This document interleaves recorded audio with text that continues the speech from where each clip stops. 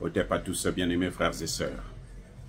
La Cour pénale internationale vient de faire un revirement. Celle qui disait qu'elle a clos le dossier de la Côte d'Ivoire, de ces dizaines de milliers de morts, aujourd'hui, elle décide de poursuivre son enquête du côté plutôt de ceux qui n'ont pas été encore jugés, c'est-à-dire Alassane Dramane Ouattara et Guillaume Soro. Pour Guillaume Soro, ce sera très facile puisque c'est lui qui, on l'a vu même en uniforme, alors qu'il n'est pas militaire. Guillaume Soro, on l'a vu en uniforme. Les vidéos, les photos et autres, tout existe. Et il a déclaré, nous avons pris les armes. Nous avons pris les armes. Pour protéger la démocratie, voilà ce qu'il y a comme démocratie aujourd'hui en Côte d'Ivoire. Donc, la Cour pénale internationale dit que nous allons continuer notre enquête. Mais moi, je ne crois pas à ces gens-là. Ce sont des voyous, des imbéciles, des criminels, hein, de grands chemins, en col blanc, dans des bureaux feutrés, et puis bon, à la plume, parce que ce qu'ils écrivent là, c'est pour tuer, pour détruire, neutraliser. Moi, je ne crois pas en eux. Regardez ce qui se passe.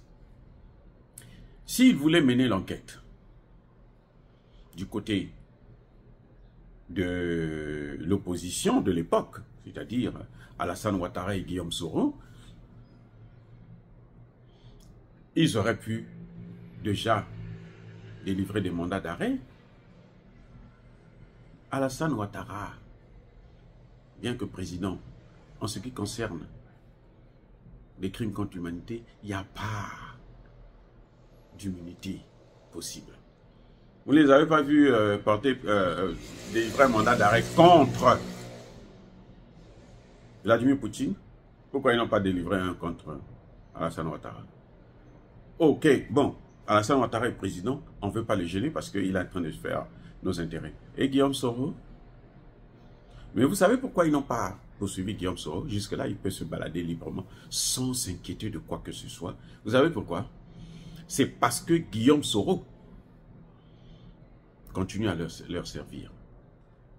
Il sert leurs intérêts. Ça, c'est un. Deux, c'est parce que Guillaume Soro, si vous l'arrêtez, Guillaume Soro va balancer Alassane Ouattara et Nicolas Sarkozy. Oui. Il va balancer tous ces gens. C'est pas Bourgi. Ce que dit Bourgi, là, c'est rien du tout. Et ce que Guillaume Soro a comme information, c'est plus important. Maintenant, posez-moi la question de savoir pourquoi la Cour pénale internationale fait ce revirement pour dire que non, nous allons poursuivre l'enquête du côté de Alassane Ouattara et Guillaume Soro. Pourquoi? Eh bien, c'est simple. Parce que Alassane Ouattara insiste, il veut toujours avoir un quatrième mandat.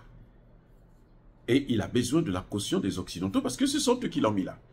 Ce sont eux qui lui ont donné les 3 premiers mandats. Donc, il veut un quatrième.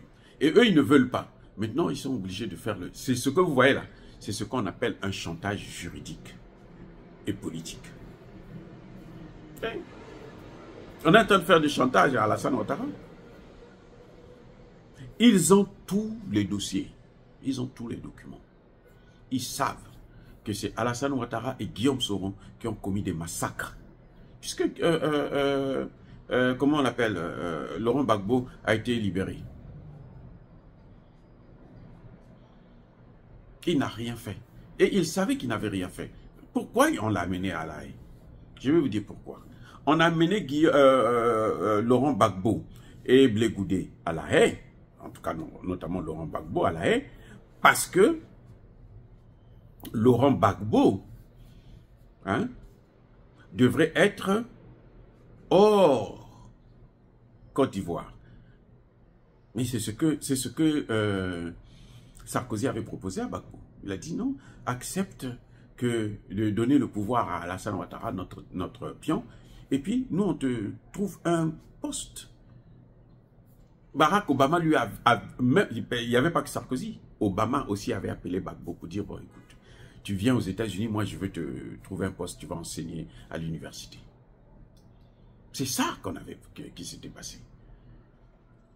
Gbagbo a refusé. Mais on s'est dit que mais Alassane Ouattara ne peut pas gérer si Gbagbo est sur le terrain dans le pays. Ah oui, il ne peut pas. Donc, ce qu'il faut faire, on l'amène à La Haye. Vous savez que quand Gbagbo a été arrêté, la Côte d'Ivoire n'était pas signataire des accords de Rome. Donc la Côte d'Ivoire n'avait pas le droit d'extrader ses compatriotes. Vous savez ça? Mais ils l'ont fait parce qu'il fallait laisser de l'espace à Alassane Ouattara. Et c'est ce qui a été fait. Voilà pourquoi vous avez vu tout ce qu'il a fait. Mais Alassane Ouattara était là pour 10 ans, pas pour 15 ans, pour 10 ans. C'est pour ça que Gbagbo a passé les 10 ans. Et on l'a libéré. 10 ans après, on l'a libéré. Ben Soudan, vous entendez encore parler de Ben Soudan? La procureure là? Est-ce que vous entendez encore parler d'elle? Elle est vivante, elle est là, chez elle, en Afrique. Elle est interdite de séjour aux États-Unis. Et elle a accompli sa mission. Donc maintenant, elle peut passer sa retraite tranquille avec l'argent qu'elle a eu sur le dos des Ivoiriens.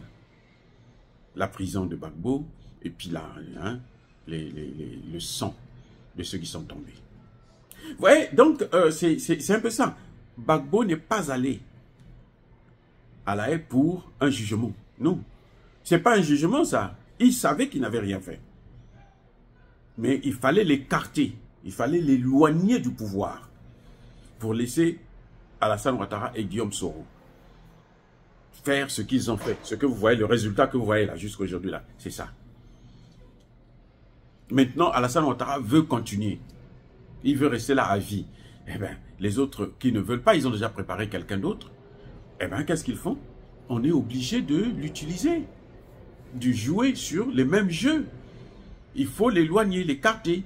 Vous allez voir, s'il ne fait pas attention, on va le prendre dès qu'il finit son mandat là.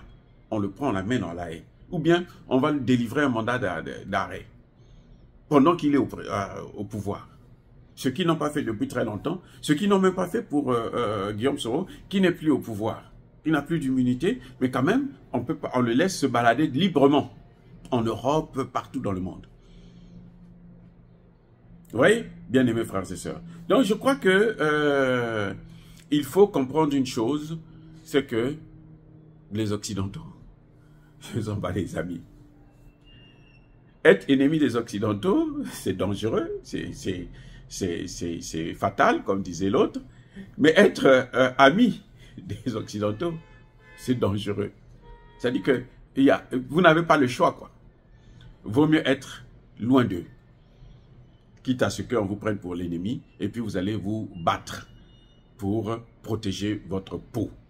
Voilà, pour sauver votre peau. Sinon, avec eux, il n'y a pas d'amitié, il n'y a que des intérêts, et ils ne pardonnent jamais. Soyez bénis, abondamment bénis par le Dieu des Kémites et par nos ancêtres ici. Mais que tous ceux qui persécutent le continent africain, le pillent et le déstabilisent, qu'ils soient noirs, blancs, chinois, arabes, juifs, indiens ou qui qu'ils soient punis, maudits, foudroyés, neutralisés, écrasés, effacés par le Dieu des Kémites et par nos ancêtres ici. Vive l'Afrique éternelle, j'ai dit et j'assume.